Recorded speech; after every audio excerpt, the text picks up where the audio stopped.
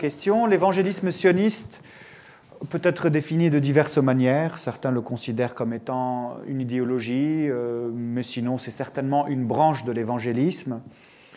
Lorsque je m'y suis intéressé à partir de mon angle de spécialiste des chrétiens d'Orient, je me suis intéressé comme étant une idéologie qui pose problème aux chrétiens d'Orient, parce que l'évangélisme sioniste est présent en Terre Sainte, à Jérusalem, et les églises du contexte ont beaucoup de mal, pour diverses raisons, avec les évangéliques sionistes, notamment à cause de la déformation qu'ils effectuent sur le texte biblique, et je prendrai le temps de vous expliquer cela. C'est pour cette raison que les églises d'Israël et de Palestine, les 13 églises, ont condamné l'évangélisme sioniste, le considérant comme une hérésie. De toute façon, ils ne sont pas les seuls à le faire.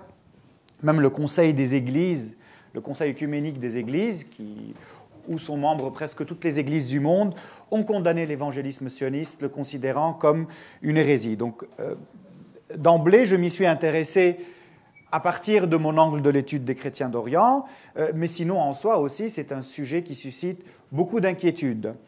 Il y a quelques années, lorsque j'en parlais, notamment à l'occasion de la parution de mon ouvrage, Les dieux criminels, les gens qui m'écoutaient étaient très étonnés de ce que je disais. Ils me disaient « Non, c'est pas possible, tout ce que tu racontes ». Sauf qu'avec Trump et son administration, qui doit beaucoup à l'évangélisme sioniste, on en parle de plus en plus. Et voilà, je suis heureux que depuis quelques mois, il y a de plus en plus de documentaires qui en parlent, il y a de plus en plus d'articles de journaux qui pointent la responsabilité de ce contenu religieux et théologique dans la politique étrangère des États-Unis, notamment à l'endroit d'Israël et de la région du Moyen-Orient.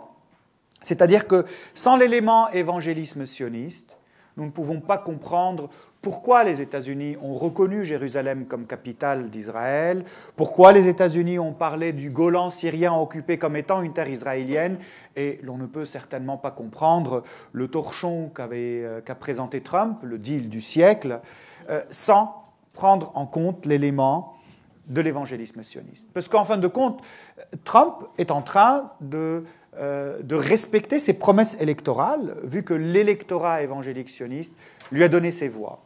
Certes, Trump n'est pas le plus pieux et le plus pratiquant des chrétiens, mais disons qu'autour de lui, notamment le vice-président, Mike Pence, autour de lui, il y a des gens convaincus par ces questions.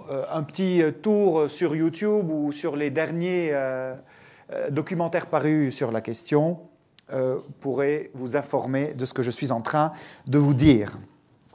Mon ambition est de vous expliquer un peu cette problématique à travers 6 points, en 1 heure, afin de pointer le sens et le pourquoi de cette action religieuse qui se déverse en politique. C'est-à-dire que je ne vais pas m'amuser à vous dire « voici ce qu'ils ont fait ici, voici ce qu'ils ont fait là ». Je vais aller à la source pour essayer de comprendre comment cela se fait-il qu'il y a des gens qui considèrent que leur devoir de chrétien consiste à donner un appui indéfectible à Israël, que la Bible instruit le chrétien d'être un appui indéfectible à Israël, plus encore que le jour du jugement, Dieu ne nous posera qu'une seule question, et que c'est de cette question que dépendra notre éternité. Est-ce que vous avez été pour Israël ou contre Israël?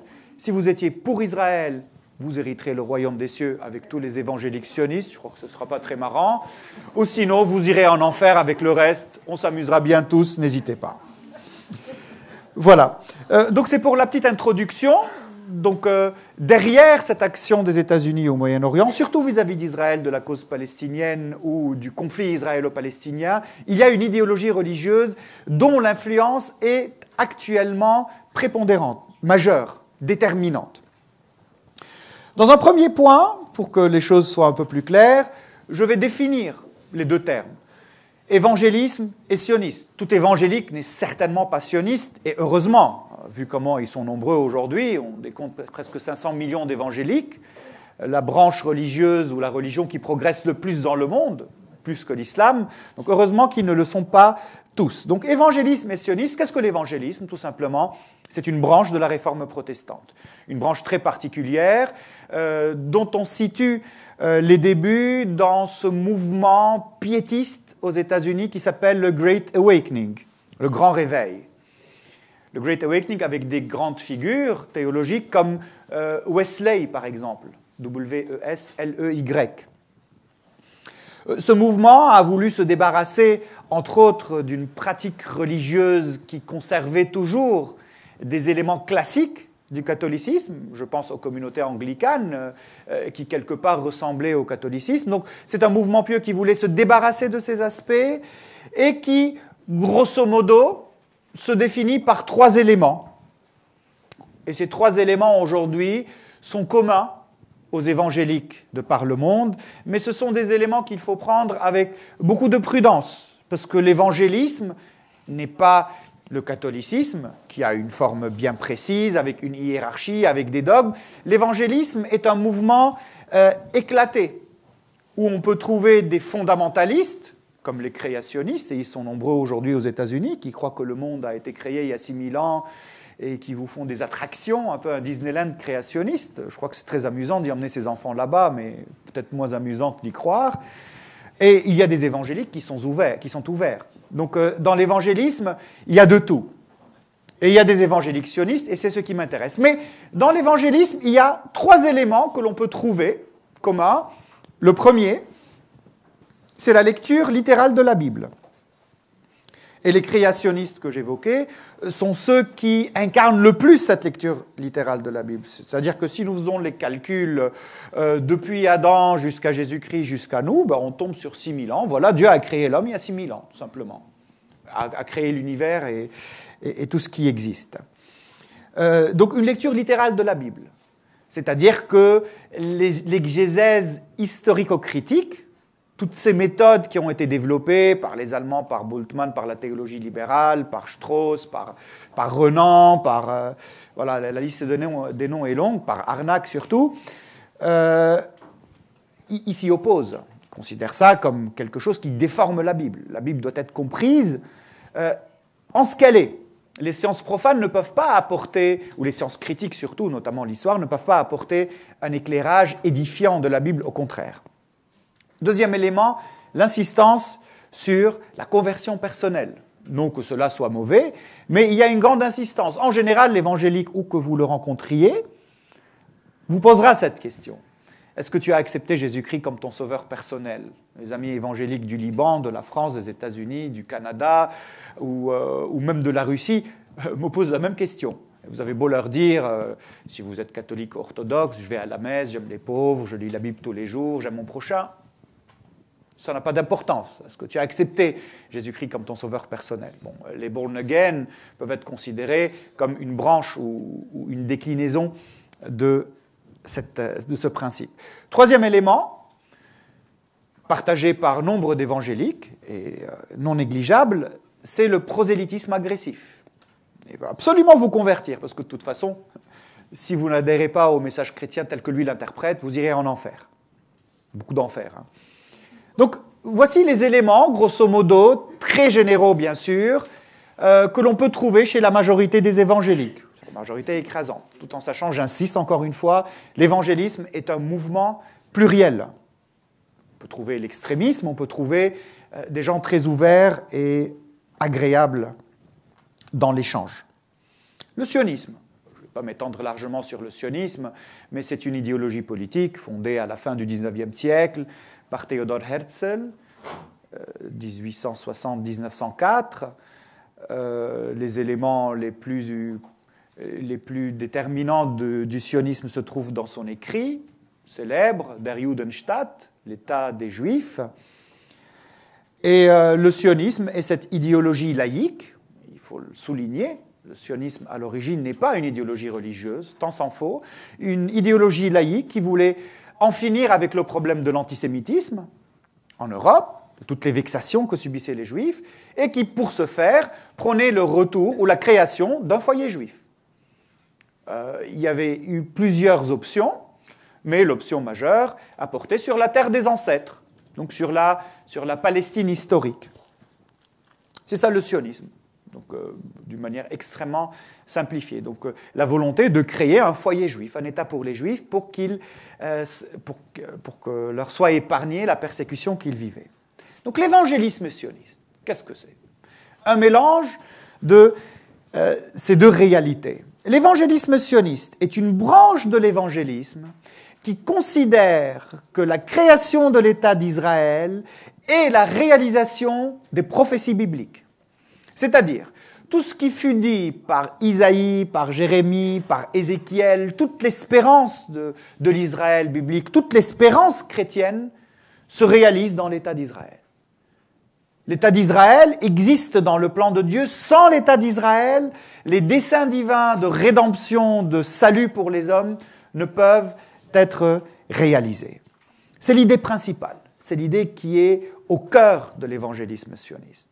Un évangélique sioniste aujourd'hui aux États-Unis, lorsqu'il regarde l'État d'Israël, il y voit la dernière étape de la réalisation du projet divin. Nous sommes juste avant l'Armageddon et la fin du monde et le millénium, j'en parlerai plus tard.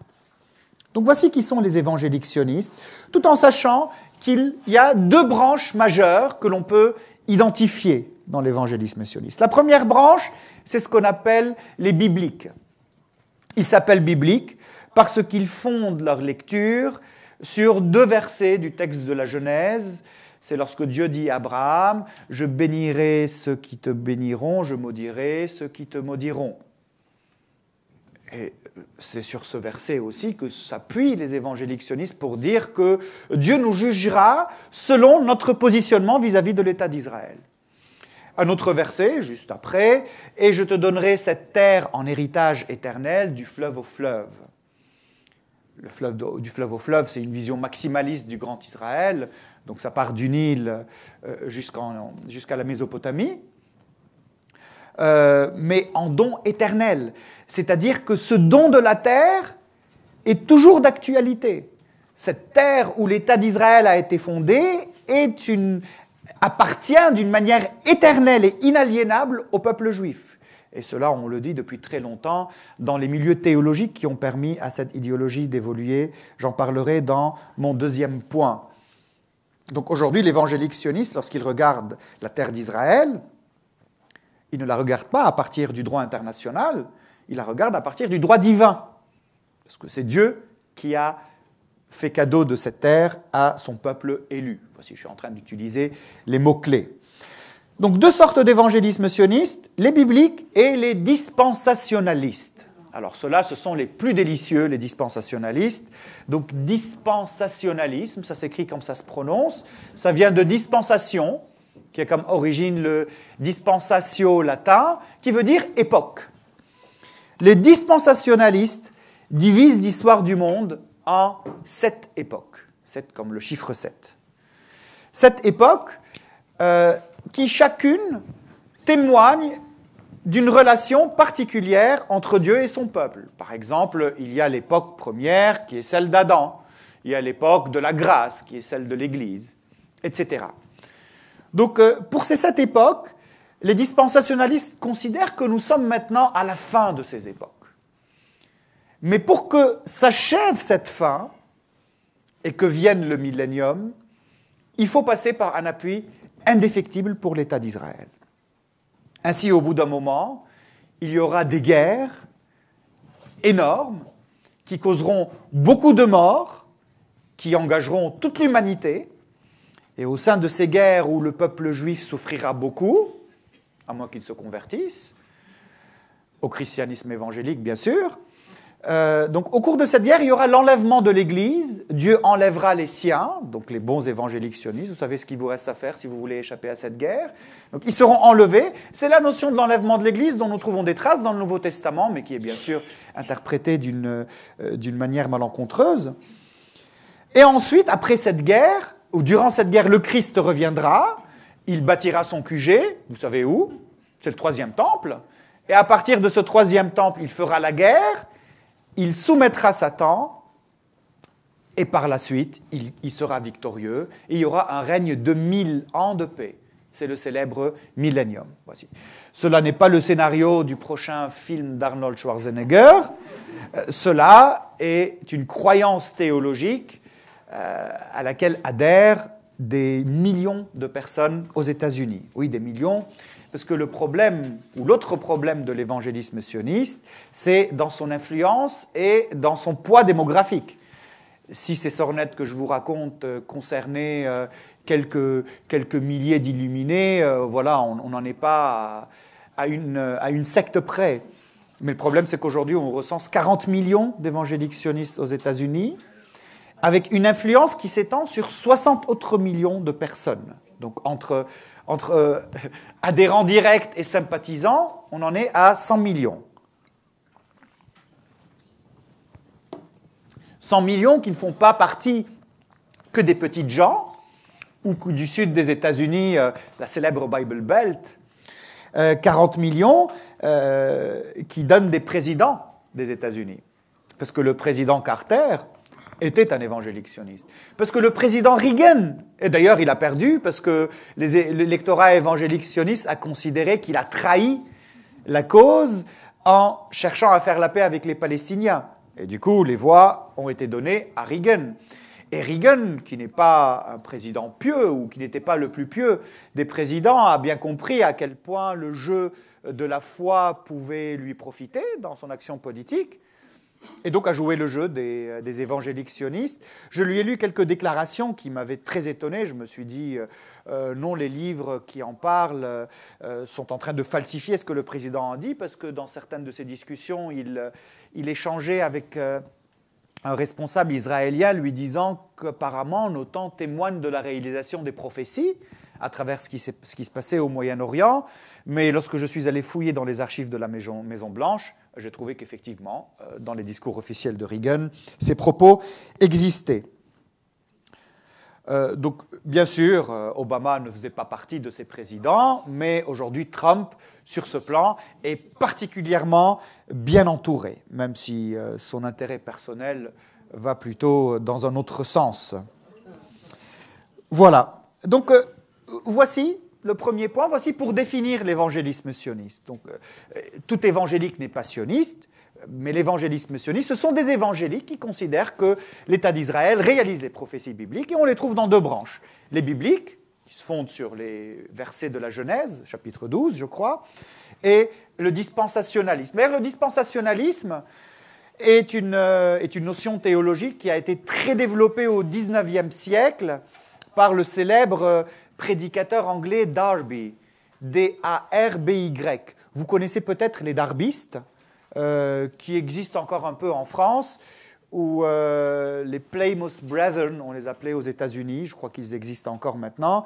Et donc Darby a développé cette notion qui aujourd'hui est d'actualité dans les milieux évangéliques sionistes, qui par exemple est enseignée dans le séminaire de Dallas. Et il y a un théologien évangélique sioniste qui a écrit un ouvrage sur la question, qui pourrait vous la résumer. Il s'appelle Ryrie, R-Y-R-I-E. Son livre s'appelle Dispensationalism, en anglais, donc sans un E à la fin. Et vous pouvez le trouver sur Internet, ce petit livre de 100 pages, mais qui vraiment vous résume leur point de vue sur la question. Mais donc cette idée farfelue de l'État d'Israël qui réalise les prophéties bibliques à partir de l'angle d'un chrétien qui en parle comme ça, d'où vient-elle? Quelles sont ses origines? Les origines de cette idée se trouvent dans la Réforme protestante. Il faut remonter au XVIe siècle pour comprendre comment les choses se sont formées ou ont évolué. Le premier élément qui devrait attirer notre attention, c'est Martin Luther, avec sa Sola Scriptura et sa manière d'aborder la Bible. Parce que Luther, pour se débarrasser de l'emprise du magistère de l'Église et du poids des conciles œcuméniques qui prétendaient être les seuls, à ses yeux, à interpréter la Bible d'une manière idoine, disait qu'il incombe aux croyants de lire la Bible d'une lecture personnelle et de la comprendre à la lumière de l'Esprit. Il a traduit cette Bible en allemand, créant la langue allemande, et une fois que cette Bible a été traduite en allemand et que les croyants ont commencé à lire cette Bible, ils ont découvert le peuple juif, le peuple hébreu. C'était une découverte fascinante. Un peuple élu, perdu, dispersé de par le monde, ce peuple a fasciné. Et très tôt en Angleterre, bien des idées ont commencé à circuler autour de ce peuple perdu. Des idées comme par exemple dire qu'on a trouvé les 12 tribus d'Israël, il faut les rassembler et de nouveau en faire un seul peuple, et cela pourrait avoir des conséquences sur la fin du monde. L'une des premières idées qui ont été formulées sur ce plan ont été rédigées par un théologien de l'Église anglicane qui s'appelle Brightman. Brightman, au début du XVIIe siècle, donc 1600 et des poussières, 1605, 1606, 1609, et Thomas Brightman écrivit un ouvrage qui s'appelle Apocalypsis Apocalypseos. Ce sont les deux premiers mots d'un très long titre qui fait 3 ou 4 lignes. Si vous aimez ce genre d'écrit et que vous lisez le latin, n'hésitez pas, vous le trouvez gratuitement sur Google Books. Bon, il fait 1400 pages, il faut vraiment avoir du temps. Mais vu que nous allons être confinés dans 2 ou 3 semaines chez nous pour éviter le corona, donc voici de belles lectures édifiantes qui pourraient vous être utiles. Et dans ce livre, Brightman propose ce qui suit. Il faut rassembler le peuple juif, le mettre en terre de Palestine, ce qu'on appelle aujourd'hui Israël-Palestine, et le convertir au christianisme. Et une fois que nous ferons ça, il y aura des signes apocalyptiques, la fin du monde arrivera et le Messie reviendra. Ah tiens, je suis en train de vous introduire un élément qui peut-être suscite le questionnement de certains parmi vous. Ils voulaient les convertir. Donc aujourd'hui, les évangéliques sionistes ne veulent plus convertir les Juifs ou veulent le faire? Parce qu'on peut difficilement s'imaginer Israël ou les Juifs aux États-Unis, notamment leur lobby, accepter l'aide des évangéliques sionistes et les conséquences avec le fait que ceux-là veulent les convertir. Ils n'ont pas changé de croyance sur ce plan, sauf qu'ils n'en parlent plus. Donc la question de la conversion des Juifs n'est pas de mise. C'est-à-dire qu'au début de l'action des évangéliques sionistes en politique, dans les années 70, lorsqu'ils ont voulu travailler avec les lobbies juifs, dont l'AIPAC, les lobbies juifs ont été très prudents. Ils se sont dit, mais qu'est-ce qu'ils nous veulent, ceux-là? Ceux-là, depuis 4 siècles, parlent de notre conversion. Eh bien non, ils n'en parlent plus. Ils n'en parlent plus du tout. Mais si vous connaissez, vous pouvez comprendre certaines paroles qui le disent d'une manière implicite, comme par exemple l'un de leurs pasteurs phares, un célèbre Hagee, H-A-G-E-E. Donc après avoir lu Apocalypsis, Apocalypseos, vous pouvez aller sur YouTube et voir le pasteur John Hagee. Une fois, il s'adressait à une assemblée, il leur dit « Nous ne sommes peut-être pas d'accord sur tout, mais nous sommes unis pour une seule chose, défendre les intérêts d'Israël. » Oui, nous ne sommes pas d'accord sur tout, parce que nous, en fin de compte, on veut vous convertir. Mais pour le moment, on n'en parle pas. De toute façon, ce n'est pas l'urgence. L'urgence est un Israël très fort pour passer à l'étape suivante. Ces idées théologiques, qui commençaient à circuler dès le début du XVIIe siècle, ont très vite plu à la classe politique en Angleterre. C'est-à-dire que nombre de politiciens se sont saisis de cette idée et ont commencé à en parler au Parlement anglais, comme par exemple le célèbre Sir Henry Finch, F-I-N-C-H, qui s'adressa un jour au Parlement en leur disant... Nous sommes au début du XVIIe siècle. Les Juifs devraient repartir dans leur propre pays, devraient hériter de toute la terre comme avant, devraient vivre en sécurité et devraient y demeurer pour toujours. C'est un chrétien qui dit ça au début du XVIIe siècle. Donc la question des origines du sionisme qui serait dans le XIXe siècle juive, ashkénaze, post-Haskalah, les Lumières juives, peut être un peu compromise. Le sionisme est aussi une invention chrétienne. Elle est surtout une invention chrétienne du XVIIe siècle. Les premiers à avoir voulu, dans les temps modernes, créer un État pour les Juifs, c'étaient les chrétiens. Et d'ailleurs, cette idée déplaisait fortement aux Juifs. Vous connaissez peut-être la controverse qui existe entre les juifs laïcs et les juifs religieux. Les juifs religieux ont rejeté le sionisme du XIXe siècle de toute leur force, et même durant la première moitié du XXe siècle, parce que le sionisme en soi est pour le judaïsme religieux un péché. Vu que dans le Talmud, il y a la loi des 3 serments. Dieu fit prêter aux hommes 3 serments, 2 aux juifs, un aux nations, aux goy.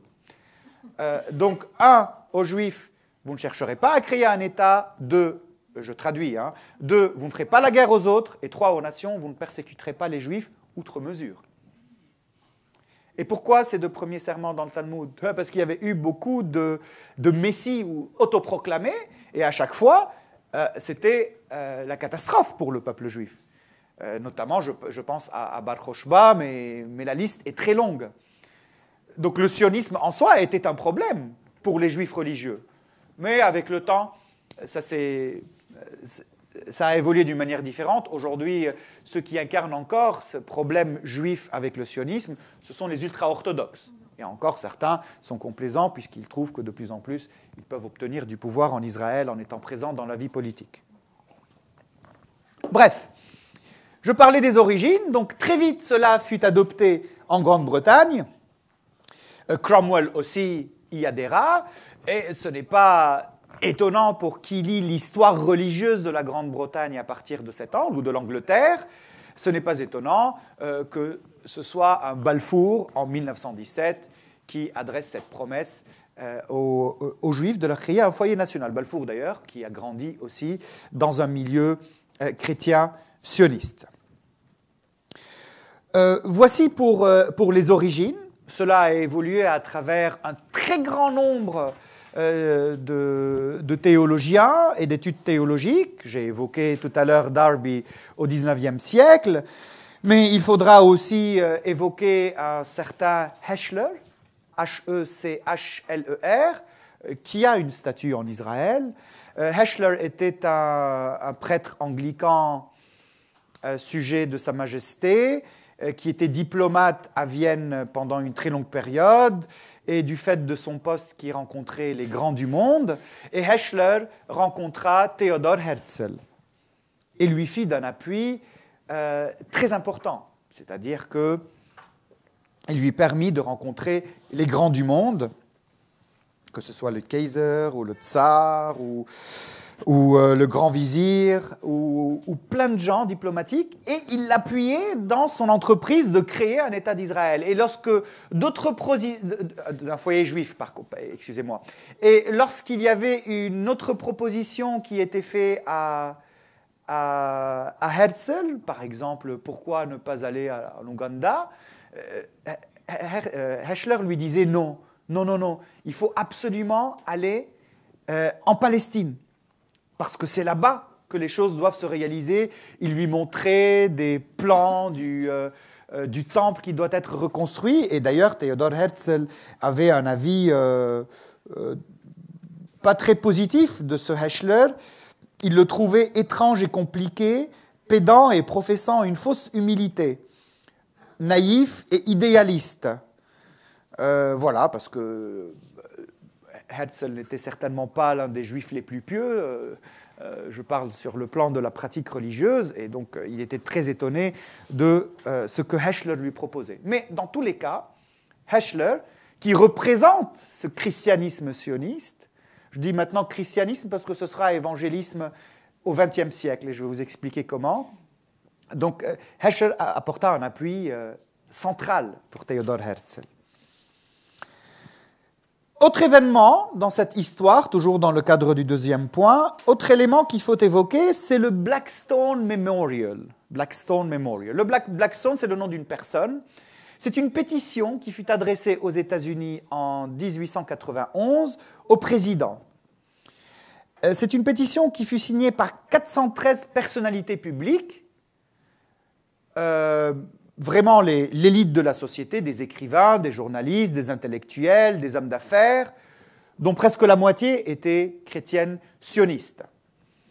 Et ce Blackstone Memorial proposait ce qui suit. Pourquoi ne pas leur rendre la Palestine? On parle des Juifs. Selon la manière dont Dieu a distribué les nations. C'est leur foyer, une possession inaliénable d'où ils ont été expulsés par la force. Pourquoi les pouvoirs qui, en vertu du traité de Berlin en 1878, donnèrent la Bulgarie aux Bulgares et la Serbie aux Serbes, ne rendent-ils pas maintenant la Palestine aux Juifs? Ces provinces, ainsi que la Roumanie, le Monténégro et la Grèce, furent arrachées aux Turcs et remises à leurs propriétaires naturels. La Palestine n'appartiennent-elles pas à juste titre aux Juifs? 1891. cette pétition n'a pas eu une conséquence directe, c'est-à-dire les États-Unis n'ont pas apporté un appui militaire à l'époque ou diplomatique, mais ils ont été fortement sensibilisés à cette question. Et d'ailleurs, il l'était du fait de leur lecture de la Bible et du rôle que joue la Bible dans la formation des États-Unis. Et ceux qui se sont opposés à cette pétition aux États-Unis n'étaient autres que les Juifs. Que les Juifs, comme par exemple le rabbin Emil Hirsch, réformateur, qui disait « Nous, Juifs modernes, ne souhaitons pas être rétablis en Palestine. Nous avons mis de côté l'espoir de la venue d'un Messie politique personnel. Nous disons « Le pays où nous vivons est notre Palestine, et la ville où nous sommes est notre Jérusalem. » Voilà, il est très important de voir ces distinctions, parce qu'aujourd'hui, ça pourrait paraître paradoxal. Comment les Juifs s'opposent aux projets sionistes ou à des chrétiens qui veulent créer l'État d'Israël, parce que les choses ne sont pas telles qu'on essaie de nous les montrer aujourd'hui à travers nombre de discours idéologiques qui désinforment et qui racontent l'histoire d'une manière très tendancieuse. Donc voici pour l'histoire. Et avec cet élément, l'élément de la sensibilisation des États-Unis à l'évangélisme sioniste, et avec beaucoup d'autres éléments que je n'ai pas le temps d'exposer, le contexte américain fut sensibilisé à cette question du sionisme chrétien, donc de la création d'un foyer pour les Juifs pour arriver à la fin du monde, pour le retour du Messie. C'était mon deuxième point, dans lequel on comprend l'historique jusqu'au XXe siècle. Je passe à un troisième point pour parler d'une manière plus précise des États-Unis. Donc c'est aux États-Unis que le christianisme sioniste s'est installé au XXe siècle. Il est fort probable qu'on peut considérer la promesse de Balfour comme le chant du signe du christianisme sioniste anglais. Parce qu'après, il n'y a plus eu d'activité significative. De toute façon, ce qui a été fait avec cette promesse était déjà considérable. Et c'était quelque part un aboutissement d'un chemin politico-théologique qui a commencé au XVIIe siècle et qui a abouti au XXe siècle. Néanmoins, aux États-Unis, durant la première moitié du XXe siècle, l'évangélisme sioniste, ou le christianisme sioniste qui fut surtout adopté par les évangéliques, était resté confiné dans les paroisses, dans les séminaires. C'était une théologie qui évoluait, mais qui restait dans des cercles religieux et qui débordait difficilement dans le cadre de la politique. Il ne faut surtout pas oublier qu'il y a le cadre aussi des deux guerres mondiales.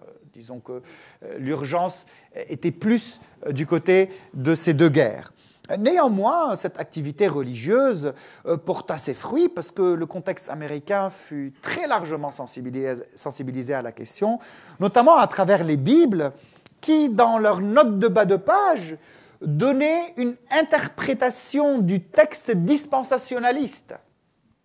C'est-à-dire que le croyant lambda qui prenait sa Bible dans sa paroisse évangélique et qui lisait le passage d'Isaïe ou d'Ézéchiel pouvait avoir des notes de bas de page qui vont dans le sens du dispensationalisme, qui est l'une des options théologiques majeures professées aujourd'hui par l'évangélisme sioniste. Le premier acte qui a situé d'une manière très étendue l'évangélisme sioniste dans la sphère politique, c'était la création de l'État d'Israël en 1948. Parce qu'à cette occasion, nombre de paroisses évangéliques ont élevé des actions de grâce pour remercier Dieu de la création de cet État. Néanmoins, dans le cadre des États-Unis, ce sont plusieurs événements qui ont eu lieu au Moyen-Orient, qui ont suscité l'enthousiasme et qui ont poussé les croyants évangéliques sionistes à se dire « ça y est, nous touchons à la fin des temps ». Ces événements, vous les connaissez tous probablement, mais je les évoque très rapidement. Le premier et le plus important, après celui de 1948, la création d'État d'Israël, c'est la guerre des 6 jours, en 1967. Franchement, un petit État entouré d'ennemis qui, en 6 jours, triple de volume, cet État ne peut être que la réalisation des prophéties bibliques. Si cet État peut faire cela, c'est que Dieu est avec lui. Et si en 6 jours, on triple de volume et on récupère cette terre biblique du Sinaï, on prend le Golan, on prend la Cisjordanie, on prend Gaza et on vainc contre toutes les armées arabes, c'est que c'est Dieu qui le veut. Donc cela a suscité un enthousiasme débordant dans les milieux évangéliques sionistes. Ça y est, la fin est presque là. 1973, la guerre de Teshrin, comme on l'a dit en arabe, ou la guerre du Kippour. La guerre du Kippour, certes, Israël est sorti gagnant de cette guerre. Les Arabes aussi disent qu'ils sont sortis gagnants, mais eux, ils sont toujours gagnants même quand ils perdent. Donc, vous voyez bien Arafat, à chaque fois qu'il était chassé, comment il partait. Et donc, effectivement, il y a eu une victoire d'Israël, mais il y a eu des craintes dans les milieux évangéliques sionistes. Il y a eu des craintes parce qu'ils voyaient de plus en plus, ça et là, des volontés de signer des accords de paix. Et effectivement, ces accords de paix se sont signés. Les accords de Camp David avec les Égyptiens en 1979, puis par la suite dans les accords avec la Jordanie, qui instaurèrent la paix avec la Jordanie, et cauchemar des cauchemars, les accords d'Oslo en 1993, avec ce traître de Rabin de la gauche israélienne. Non, c'est une catastrophe. Pourquoi? Parce que la signature de ces accords instaure une certaine paix, or la fin n'arrive que dans la guerre. Donc, quand il y a de la paix, on s'éloigne de la fin. Et ça, c'était problématique. Ainsi, à partir de 1973, les évangéliques sionistes se sont activés politiquement et se sont dit « il faut absolument protéger les acquis d'Israël. Il faut se regrouper et empêcher que cette réalisation du royaume et cette proximité de la fin ne soient pas retardées. » Et c'est ainsi que ces évangéliques sionistes ont commencé à s'organiser dans le sens d'une action politique. Voici, ça c'était mon 3e point pour parler de la manière dont cette théologie s'est inscrite dans la sphère politique. 4e point. 4e point. Où sont les évangéliques sionistes? Où les trouve-t-on? C'est une grande question, parce qu'aujourd'hui, si vous voulez savoir où sont les syriaques catholiques, à Paris, je vous dis que vous allez un peu plus loin, l'église Saint-Éphrem, c'est une église syriaque catholique.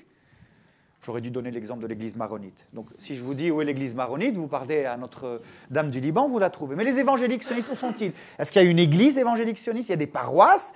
Il y a des groupes? Eh bien non. Effectivement, vous pourrez trouver des paroisses, notamment dans la Bible Belt, dans le sud des États-Unis, des paroisses entièrement évangéliques sionistes, qui peuvent se trouver dans des églises baptistes ou dans d'autres sortes d'églises. Néanmoins, quand on parle d'évangélisme sioniste, on parle aujourd'hui, à partir de l'angle bien sûr d'activité politique, on parle surtout de lobby. Parce que les évangéliques sionistes se sont regroupés en lobby afin de développer leur activité consistant à apporter un appui indéfectible à l'État d'Israël. La liste des lobbies est très longue. Je ne pourrai pas vous parler de tous ces lobbies, tout en sachant que l'évangélisme sioniste est, comme l'évangélisme, un courant très varié. Tous les courants évangéliques sionistes ne partagent pas la même foi ou la même vision ou n'ont pas tous la même activité. Mais grosso modo, il y a une idée motrice qui est là au centre. Pour vous donner une petite idée, il y a par exemple les chrétiens unis pour Israël, les chrétiens amis d'Israël, l'ambassade chrétienne à Jérusalem, les ponts pour la paix, The Messianic Jewish Alliance in America, etc. Il y a les Juifs pour Jésus, que vous connaissez peut-être, ils existent à Paris. Par exemple, les Juifs pour Jésus, c'est un évangélisme sioniste, mais à part. Eux critiquent les autres évangéliques sionistes en leur disant « mais vous déformez le message en inscrivant votre activité dans la sphère politique. Notre seule activité, c'est de convertir les Juifs et d'en faire des chrétiens. » Ainsi, si vous allez dans les lieux de culte des Juifs pour Jésus, Jews for Jesus, je crois que c'est pas loin, à côté d'Étoile, il y en a un, la célébration, elle est juive. Ils célèbrent la religion juive telle qu'un juif la célébrerait, sauf qu'ils considèrent que Jésus est le Messie attendu. Mais ceux-là ne sont pas ceux de qui je parle. Ceux de qui je parle, ils ont un but très particulier, je vous l'ai évoqué, qui est celui de l'appui indéfectible de l'État d'Israël. Donc on les trouve dans des lobbies différents, que je n'ai pas le temps d'exposer, mais je voudrais vous parler d'un lobby en particulier, ou d'un groupe en particulier, qui a eu une activité, qui a porté ses fruits, je crois qu'il y était pour beaucoup, pour la reconnaissance de Jérusalem comme capitale d'Israël. Et je parle de l'ambassade chrétienne à Jérusalem, the Christian Embassy of Jerusalem. Alors cette ambassade n'a rien d'une ambassade, c'est un groupe évangélique sioniste qui s'appelle comme tel. Cette ambassade a été créée en 1980, date à laquelle l'État d'Israël avait proclamé Jérusalem comme étant sa capitale. Et à ce moment-là, tous les États du monde, y compris les États-Unis, avaient refusé de reconnaître Jérusalem comme la capitale d'Israël. Ce groupe d'évangéliques sionistes a fondé à Jérusalem une organisation qu'ils ont appelée l'ambassade en disant « Si tout le monde refuse de reconnaître Jérusalem, nous la reconnaissons comme capitale d'Israël et nous ferons tout pour réaliser cette reconnaissance, pour que cette reconnaissance soit de fait, en commençant par les États-Unis. » Ironie du sort, le QG de l'ambassade se trouve dans la maison natale de Edward Said, le célèbre orientaliste. Ironie du sort, voilà. Alors ceux qui ne savent pas pourquoi il y en a certains qui ont dit « Ah » sont invités à s'informer sur qui est Edward Said, parce que c'est un personnage qu'il ne faut absolument pas rater. Célèbre auteur de l'orientalisme, ouvrage qui a changé toute la lecture de l'orientalisme, et bien sûr un grand acteur de la paix entre Israéliens et Palestiniens, avec des partenaires israéliens juifs. Et donc cette ambassade œuvre dans ce sens, et je crois qu'elle a réussi, au bout de 27 ans, 28 ans, de faire reconnaître par les États-Unis Jérusalem comme la capitale d'Israël.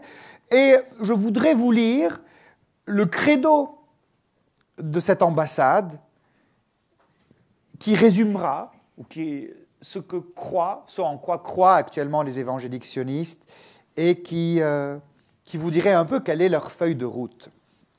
Ce que je suis en train de vous lire est extrait du 3e congrès chrétien sioniste international tenu à Jérusalem en 1996. Bien sûr, l'ambassade y joua un rôle très important.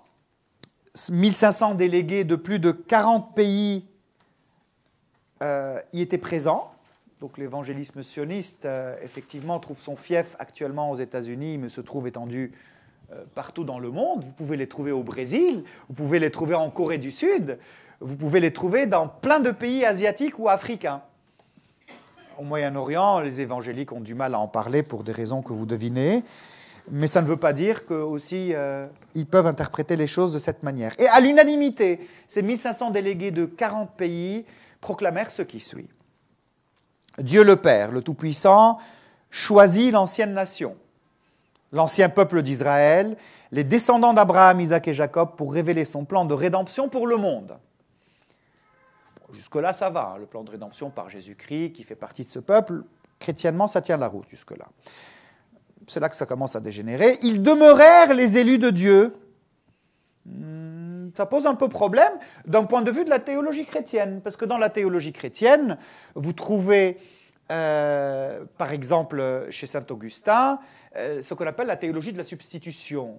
C'est-à-dire que toutes les promesses qui ont été faites à Israël se réalisent en Jésus-Christ. Après Jésus-Christ, il n'y a plus lieu dans la théologie chrétienne de dire oui, Israël est toujours le réceptacle des promesses divines. Même si avec le Concile Vatican II, on dit que la promesse qui a été faite à Israël n'est pas obsolète tout à fait, que c'est le frère aîné dans la foi, formule qui avait un peu froissé les Juifs quand Jean-Paul II l'a utilisée, puisqu'entre Ismaël et Isaac, voilà, l'aîné est celui qui a dégénéré. Donc vous voyez, ce sont un peu des pics que s'envoient les responsables religieux, des pics théologiques. Mais bon, bref, mais traditionnellement, dans la théologie chrétienne, la théologie de la substitution vient à l'encontre de tout projet qui voudrait voir, après Jésus-Christ, une autre réalisation des prophéties bibliques. Après, vous pouvez ne pas y adhérer, vous êtes libre, mais je parle dans une logique chrétienne. Donc, ils demeurèrent les élus de Dieu, et sans la nation juive, ces desseins rédempteurs, donc les desseins du Très-Haut, pour le monde, ne seront pas réalisés.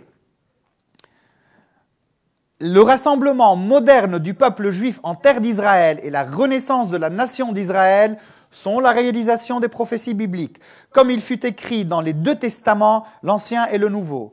Les croyants chrétiens sont instruits par l'Écriture pour reconnaître les racines hébraïques de leur foi, accrochez-vous bien, et pour aider et participer activement au plan de Dieu pour le rassemblement du peuple juif et pour la restauration de la nation juive de nos jours. Le Seigneur, dans son amour ardent pour Israël, et le peuple juif bénit, maudit les peuples et juge les nations à partir de la manière dont il traite le peuple élu d'Israël.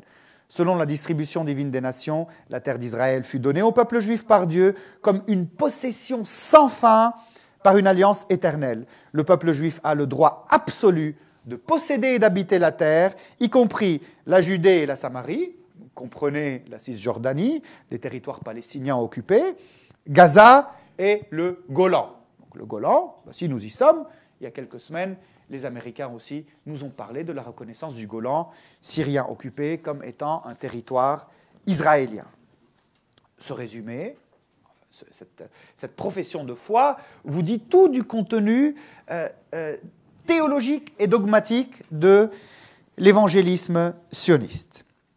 Donc voici, c'était mon 4e point, dans lequel je vous ai dit que l'activité principale se fait dans des lobbies, mais des lobbies qui sont extrêmement puissants, des lobbies qui aujourd'hui déterminent la politique étrangère des États-Unis vis-à-vis de l'État d'Israël. Elle le fait sur plusieurs plans, et de toute façon, nous en voyons de plus en plus les fruits à travers ce que l'administration Trump fait actuellement.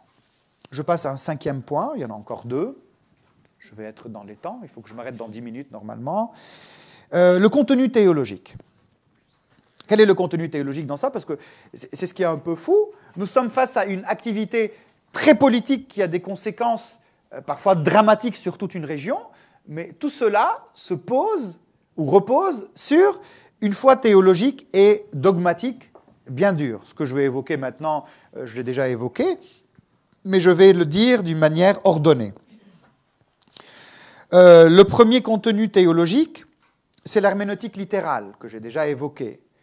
Sauf que dans cette herméneutique littérale, lorsqu'il est question de lire notamment les textes de l'Ancien Testament, mais tout écrit apocalyptique de la Bible, que ce soit dans l'Ancien Testament ou dans le Nouveau, il est question de lire ça comme étant un message codé ou comme étant un écrit qui dit ce qui va se passer.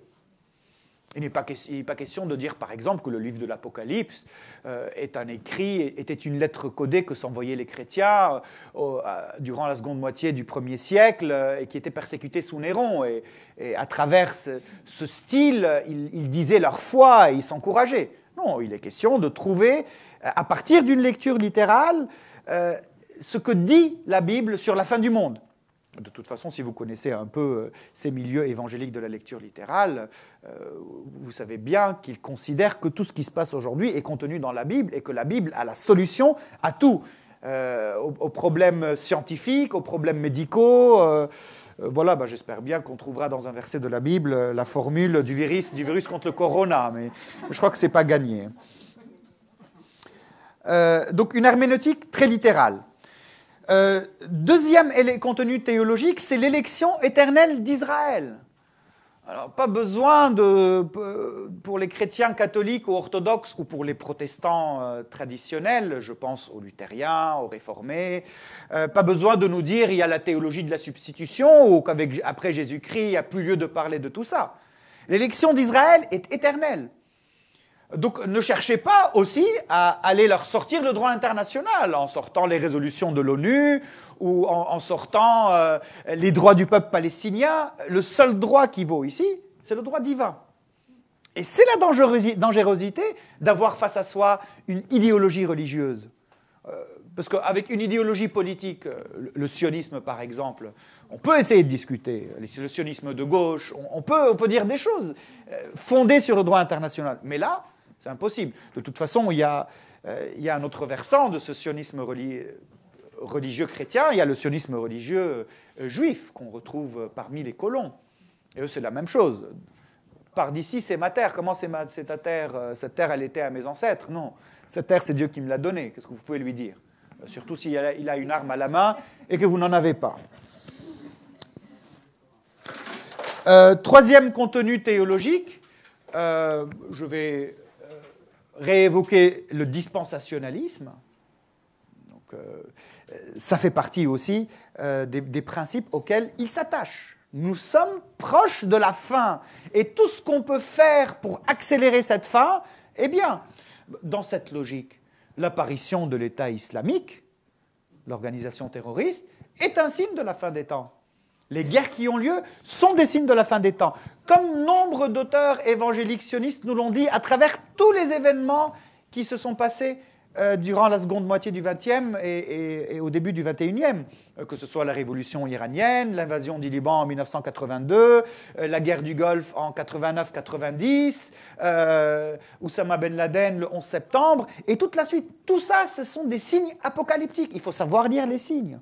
La fin est très proche. De toute façon, nous n'avons jamais été aussi proches de la fin.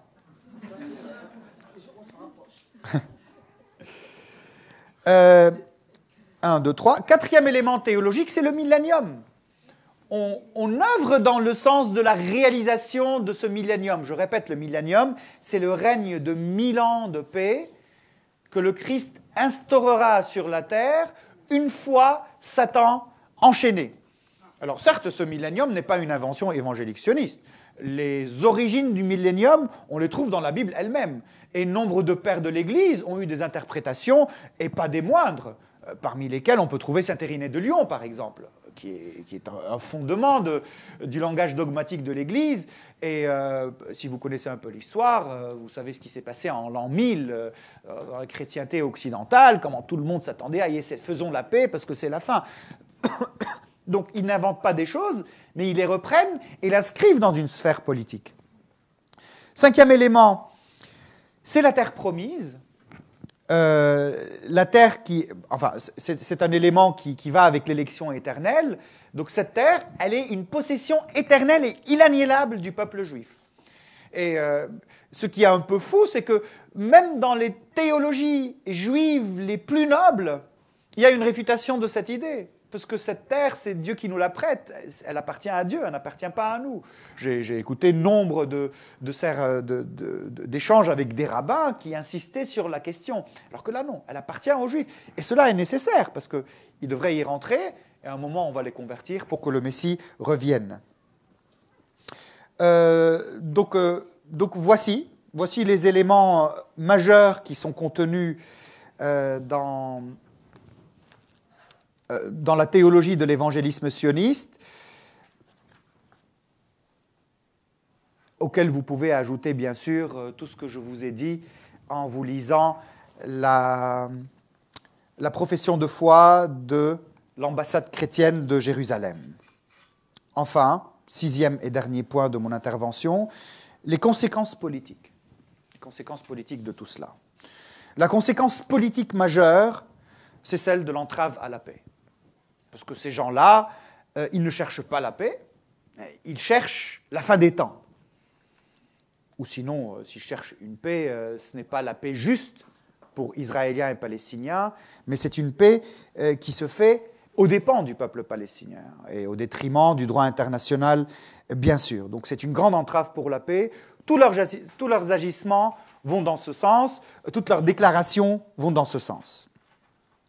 Deuxième conséquence politique, c'est la sacralisation de la terre. Et ça, c'est très dangereux. C'est-à-dire que la terre d'Israël, pour eux, ce n'est pas un État seulement. C'est surtout une terre sacrée, qui est, quand je dis sacrée, donc une dimension divine, qui transcende l'histoire, qui transcende le monde naturel, qui trouve ses fondements dans le surnaturel. Et cette sacralisation de la terre se débite aussi en une sacralisation de l'État d'Israël, et donc de la Knesset, et donc de l'armée israélienne. Chose qu'on retrouve aussi dans les courants messianiques juifs que j'ai évoqués tout à l'heure, les sionistes religieux. Donc sacralisation de la terre, la haine des Arabes, non que les Arabes n'agissent pas d'une manière qui suscite la haine, mais si on veut bâtir une paix, on ne peut pas agir en prêchant la haine. Cela est impossible. Et aujourd'hui, la haine des Arabes est devenue quelque chose de généralisé dans ces milieux. Parce que l'Arabe incarne l'islamiste terroriste qui tue des pauvres enfants juifs innocents. Ça ne veut pas dire qu'il ne peut pas le faire, hein, mais cela ne résume absolument pas le monde arabe qui est loin de se réduire à ça. Donc une haine des Arabes est davantage une diabolisation de l'islam. Certes, dans l'islam, il y a des courants extrémistes, comme dans toutes les religions, mais une culture de dialogue et de paix et de diversité, tel que l'idéal démocratique, l'idéal citoyen ou l'idéal laïque le prône, est impossible dans le cadre d'une diabolisation de l'islam. Parce que sinon, on ne peut pas dialoguer et on peut aller nulle part. Ce sont des conséquences politiques majeures qui, aujourd'hui, se mesurent en Terre Sainte et en Palestine et se mesurent dans toute la région. Conclusion. Mon positionnement vis-à-vis de l'évangélisme sioniste n'est pas un positionnement neutre. Je ne suis pas un universitaire, un sociologue des religions ou de l'extrémisme religieux qui vient vous exposer un objet de travail, voici ce qu'ils font et vous en pensez ce que vous voulez. Non, mon positionnement est un positionnement engagé. Parce que premièrement, en tant que chrétien et théologien, je ne puis accepter de telles théologies qui déforment les Écritures, qui prêche la haine, alors que celui en qui je crois m'appelle à l'amour, au pardon et à l'ouverture vers l'autre, qui sont un mauvais témoignage de ce que devrait être le christianisme. Mais c'est un avis personnel. Et secondement, en tant que citoyen, en tant que philosophe politique, spinoziste en plus, je ne puis avaliser de telles idées ou de tels courants, notamment parce qu'ils posent des discriminations majeures entre les humains. Le citoyen par excellence ou l'humain par excellence est le juif israélien ou l'évangélique sioniste qui l'appuie, et tous les autres sont dans l'erreur. Et de toute façon, cette sorte de discrimination, si ici elle n'a pas de poids et si ici on peut s'en ficher carrément à Paris, lorsque nous sommes dans d'autres contextes, comme le contexte israélien par exemple, ou comme le contexte plus global du Moyen-Orient, on le ressent vraiment. Donc voilà, 1 heure, je m'arrête là.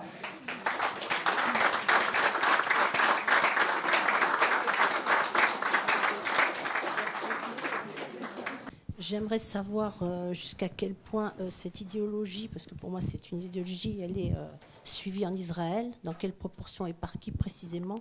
Et ma deuxième question comporte sur est-ce que le Vatican fait quelque chose en matière diplomatique pour essayer d'être un contrepoids à cette situation? D'accord. Alors en Israël, ce sont des chrétiens, les évangéliques sionistes. Donc il est très important de le distinguer. Ils font des pèlerinages en Israël, ils adoptent des colonies, lui apportent de l'argent, ils font des marathons. Le Premier ministre Benjamin Netanyahou les accueille tous les ans, les remercie pour ce qu'ils font. Ils sont reconnus pour leur activité.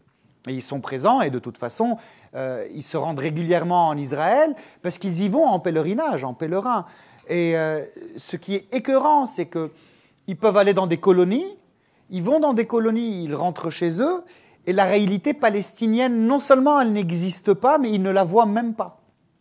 Donc oui, en Israël, leur action est saluée. De toute façon, ils font tout pour aider Israël. Et sur ce plan, vous pourrez trouver des choses inouïes sur Internet, des activités à n'en plus finir, des serments, des prières pour Israël, en pleine euphorie, alléluia, amen. C'est un mélange très fort du politique et du religieux à partir des principes que je vous ai évoqués. Quant au Vatican, je crois que la voix du Saint-Siège, on peut l'écouter à travers celle des églises du contexte de la Terre Sainte. Parce que les églises de la Terre Sainte ont toutes dénoncé l'évangélisme sioniste comme étant une hérésie, et l'Église catholique était signataire. De toute façon, il y a une incompatibilité radicale entre la théologie catholique et cette théologie. Non qu'aux États-Unis, certains catholiques ne peuvent pas être proches, mais il y a une contradiction, c'est impossible. Il y aura toujours une collusion entre la théologie catholique et cette théologie-ci. Donc non. Mais après, comment le Vatican réagit à travers ces églises locales qui rejettent, mais aussi à travers des écrits de théologiens catholiques qui dénoncent ça et qui vous disent que c'est incompatible avec la foi chrétienne telle que nous la comprenons. Il y en a un devant vous.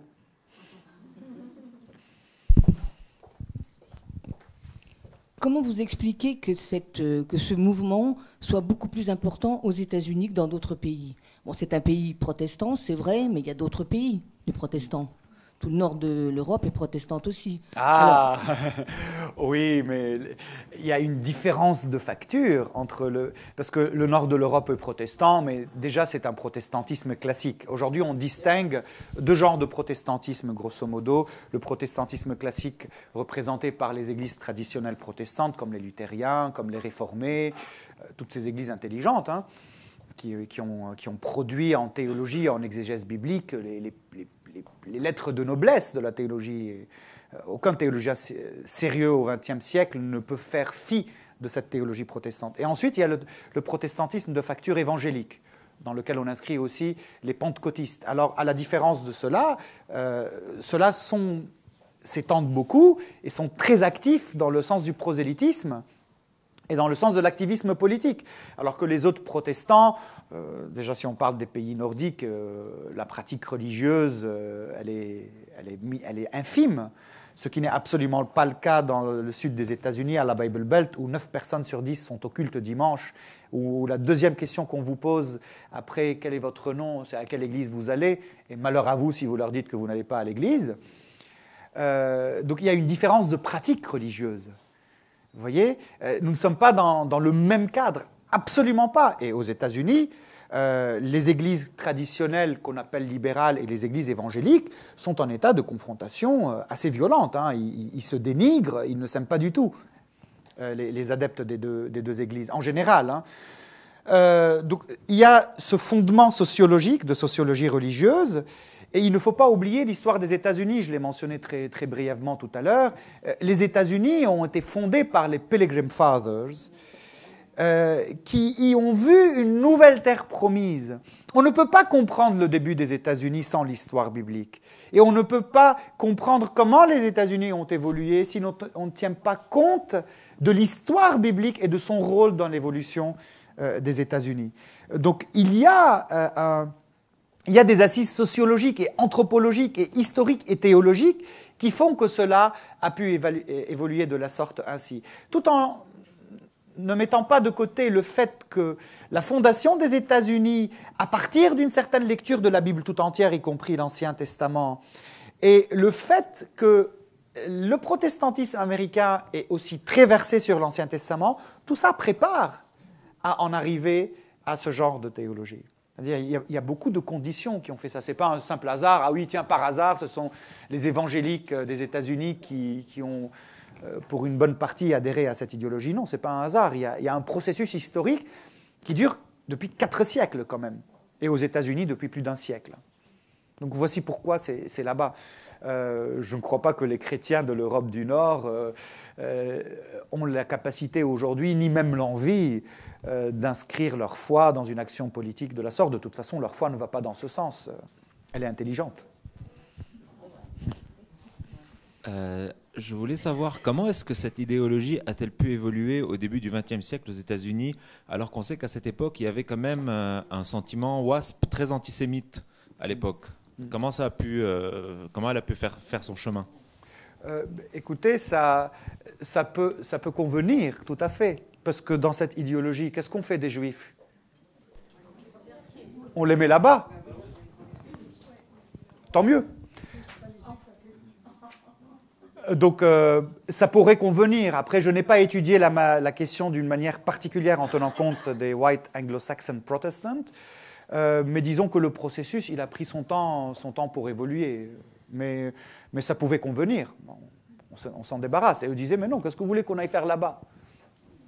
Vivre avec les Arabes. Merci. Quand on est libanais, on peut se permettre ce genre de phrase, hein, parce que sinon, ça aurait été islamophobie. Oui, j'aurais voulu savoir s'il y a des relations entre les lobbies juifs aux États-Unis, type AIPAC et ces évangélistes. Oui, bien sûr. Et comment ça bien marche. sûr, bien sûr. Et d'autre part, du point de vue, disons, de distribution de ces évangélistes, du point de vue social et géographique, est-ce qu'ils sont également distribués dans les États nord, sud et les États riches? Pardon, la distribution des évangélistes Ah oui, sionistes. non, ils sont surtout dans le sud des États-Unis, on les retrouve, Et dans du la point Bible de Belt. Point de vue socio-économique, est-ce qu'il y a des différences? Ah non, c'est... Toutes les classes, surtout la classe moyenne blanche américaine, celle qui se sentait quelque peu mise à l'écart sous Obama et qui s'est bien vengée avec Trump, hein. Ce sont eux.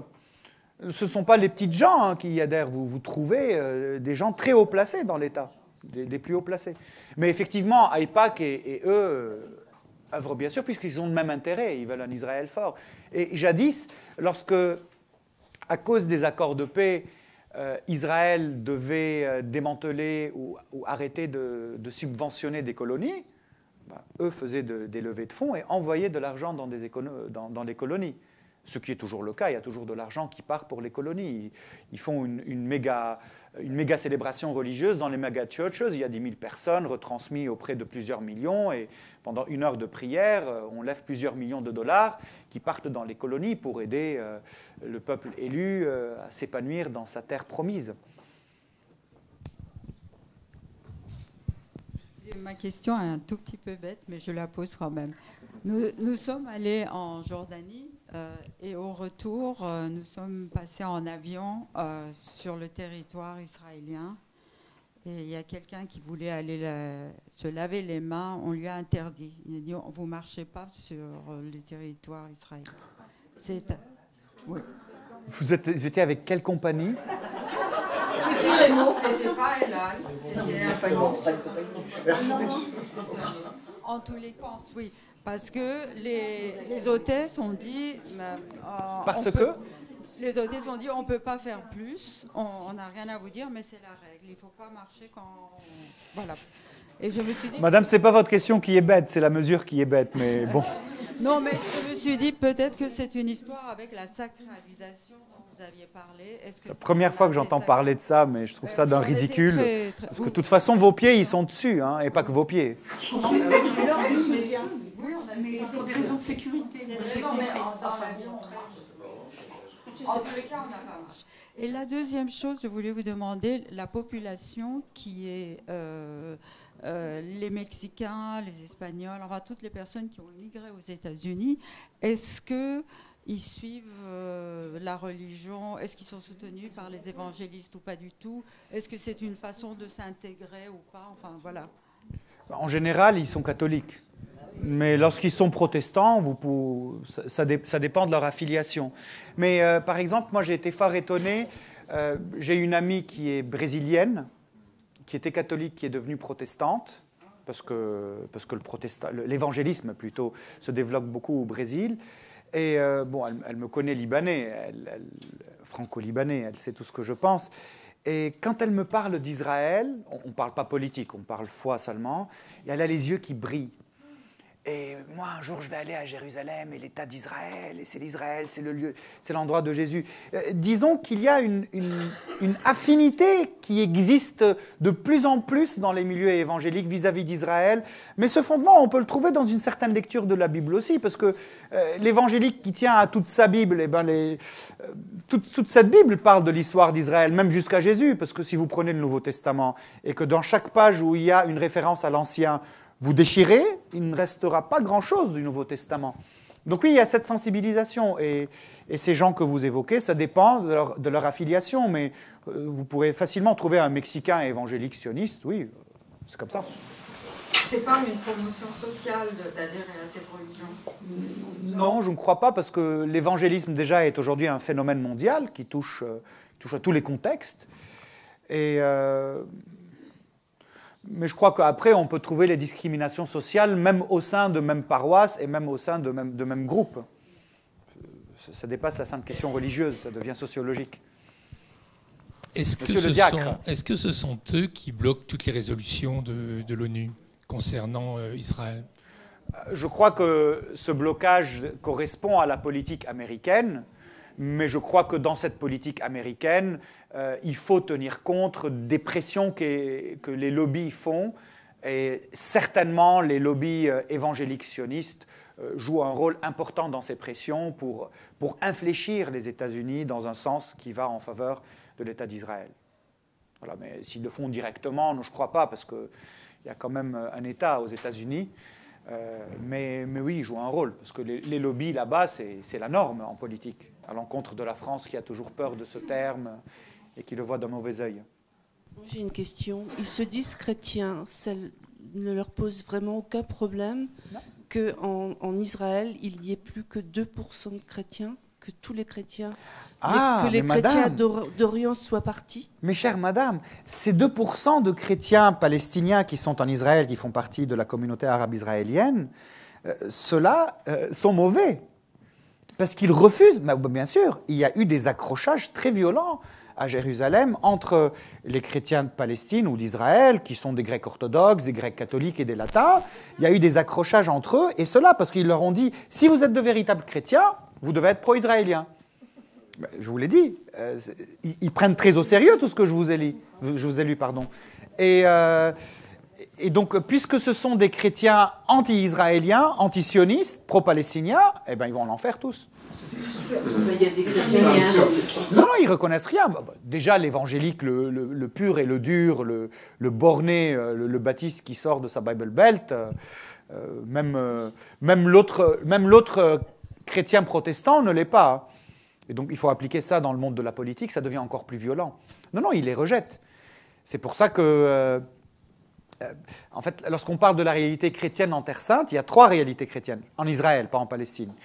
Il y a les églises du contexte, indigènes, il y a les églises évangéliques sionistes et tous ces mouvements, et il y a l'émigration, qu'elle soit russe ou philippine, qui est économique et qui est juste de passage et qui ne fait pas de bruit. Mais non, ils ne les reconnaissent pas comme de véritables chrétiens. C'est exclusion. Il n'y a qu'un bon chrétien, c'est celui qui est avec Israël. Tous les autres sont mauvais. Bien sûr que c'est le sectarisme. Est-ce que j'ai entendu dire qu'il y avait des chrétiens, je ne sais pas de quel bord ils sont, qui ont une conversion vers le judaïsme aux États-Unis. Et il y en a de plus en plus. Alors, en nombre, je ne peux pas en parler, mais c'est devenu vraiment un centre d'intérêt de se convertir. Ça, c'est une chose. Et puis la deuxième chose, pour Jérusalem, je voudrais vous demander, il y a eu beaucoup d'histoires sur la vente des terrains à Jérusalem même, et parfois les églises orthodoxes. Est-ce que vous pourriez en parler plus, s'il vous plaît? Donc pour le premier sujet, je n'ai pas beaucoup d'informations, mais je peux vous dire au moins 2 choses. La première chose, c'est que le judaïsme est une religion à laquelle on peut être converti, mais qui ne facilite pas beaucoup la tâche. Ce n'est pas une religion prosélyte. Voilà, donc vous voulez venir, bienvenue, mais c'est compliqué, il y a tout un processus. Donc les juifs ne le cherchent pas, si jamais. Alors vous me dites qu'il y a des chrétiens qui se convertissent, cela ne m'étonnerait pas, parce que vu la prédisposition pour l'amour d'Israël et vu l'attachement à la Bible, cela est possible. Donc voilà, mais quel que soit le phénomène, je ne crois pas que c'est un phénomène de masse, parce que ça ne le permet pas, et peut-être que les médias mettent en lumière cela. Mais secondement, effectivement, il y a des ventes de terrains qui appartiennent à l'Église grecque orthodoxe, qui a déjà créé scandale à plusieurs reprises. En 2005, ça avait causé la démission du patriarche. Aujourd'hui, il y a de nouveau des problèmes. Et cette vente de terrain révèle une crise dans l'Église grecque orthodoxe de Jérusalem. Et la crise est la suivante. C'est que cette Église vit une dichotomie entre son haut clergé et son bas clergé et son peuple. Parce que le peuple et le bas clergé, c'est-à-dire les prêtres, sont des Arabes, palestiniens ou israéliens ou jordaniens. Alors que le haut clergé, ils sont tous grecs, ou presque. Il y a 1 ou 2 exceptions, dont le Motran, dont l'évêque Hanna Atallah, l'évêque palestinien défenseur de la cause palestinienne qu'on voit toujours sur les médias arabes. Cette dichotomie est causée par l'histoire, à une époque où Byzance a voulu entièrement mettre la main sur le patriarcat de Jérusalem, c'était au XIIe, XIIIe siècle, et depuis, tous les prélats sont grecs. Donc aujourd'hui, le patriarche et presque tous les évêques sont grecs. Et ils ne parlent presque pas arabe, même pas arabe. Et eux font parfois la politique de leur pays d'origine, qui n'est pas si mal que ça avec Israël. Donc la Grèce et Israël.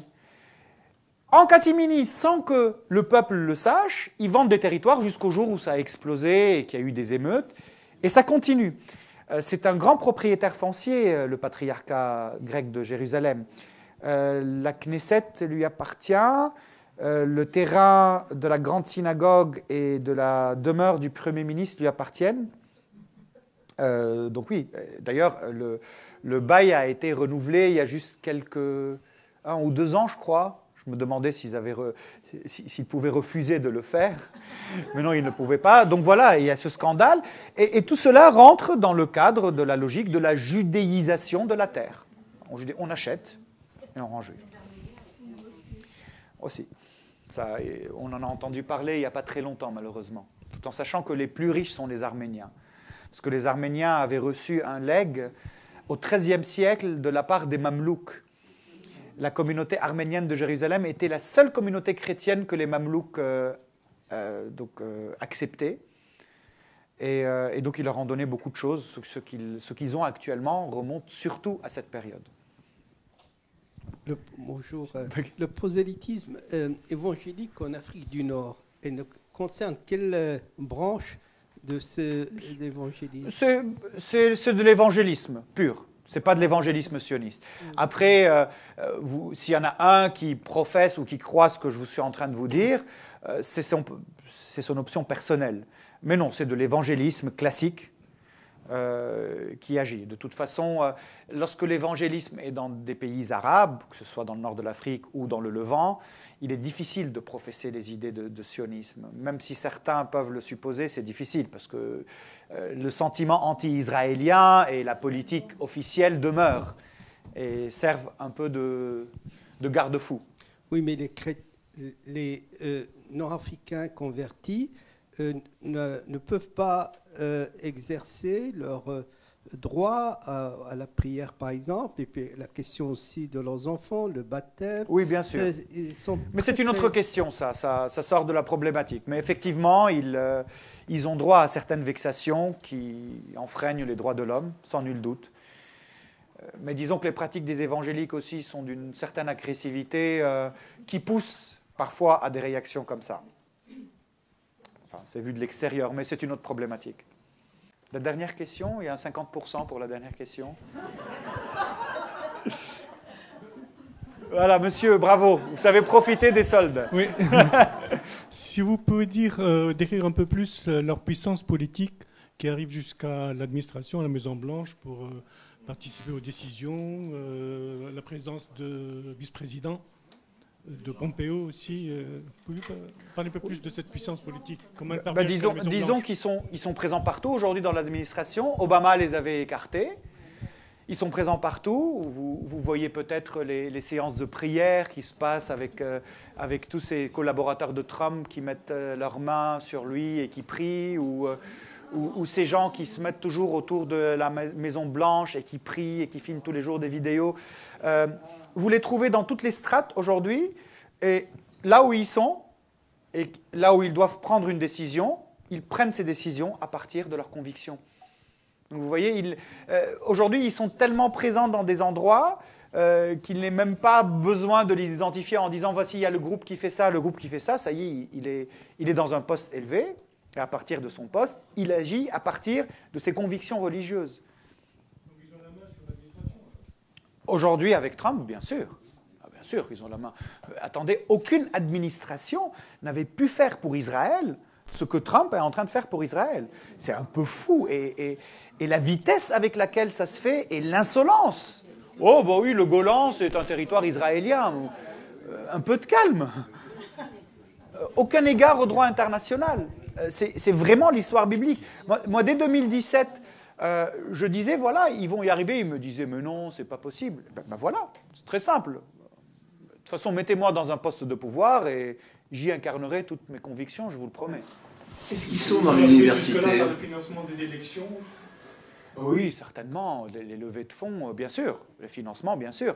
De toute façon, aucun président ne peut être élu aux États-Unis sans passer par cette case. En fait, il y a 2 cases où il faut passer. Il y a la case des évangéliques, il y a la case des catholiques, quand même.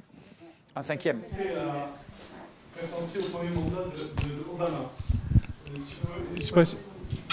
Pardon. Si vous vous souvenez de l'investiture, à la fin des investitures, il y avait un petit différend entre Hillary Clinton et Obama, qui devait se résoudre par la justice. Finalement, Hillary Clinton s'est désistée en faveur d'Obama, et Obama donc investi pour les élections. Comment ça s'est passé?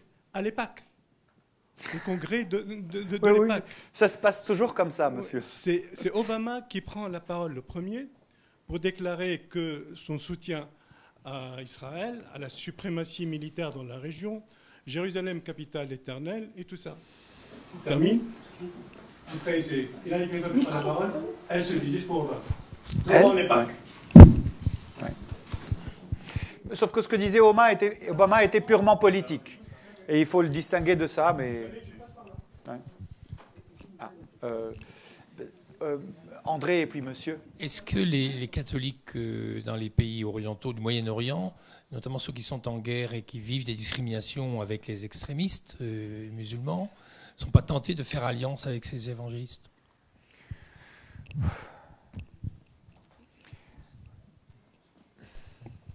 Belle question. Ah oui, ça me fait mal au cœur d'y répondre, mais je vais répondre. En Orient, non. En Orient, certainement pas, parce que les catholiques ou même les autres chrétiens, en général, leur positionnement, il est pro-palestinien, et s'il ne l'est pas, ils n'osent pas aller très loin vis-à-vis d'Israël, pour des raisons que tout le monde connaît. Mais il faut dire que dans certaines diasporas, il y a des gens qui sont présents aux États-Unis dans des hauts lieux de pouvoir et qui incitent des Égyptiens notamment, des Coptes, ou des Irakiens, des Assyriens, qui se trouvent dans l'administration Trump et qui incitent l'administration à aller dans ce sens. Bon, tous les deux ne sont pas catholiques, hein, coptes orthodoxes, mais il peut se trouver des catholiques aussi, ce n'est pas exclu. Mais si, il y en a qui développent un sentiment anti-musulman poussé et qui se disent qu'Israël nous débarrasse de tout cela, par exemple. C'est déplorable de penser comme ça, certes, mais oui, ils y sont. Mais ils sont peu nombreux dans la diaspora et en général, les églises leur demandent de se taire, notamment l'église copte, parce que l'église copte a toujours payé cher les agissements de la diaspora copte, parce que dans la diaspora, ils disent ce qu'ils veulent et le pouvoir se venge sur les coptes à l'intérieur. Donc le patriarcat a toujours demandé à la diaspora de faire profil bas dans ce plan. Mais oui, ça peut exister, malheureusement. Monsieur ? Merci. Est-ce que les évangélistes sionistes... Alors, il faut dire les évangéliques sionistes. Je vais vous dire pourquoi.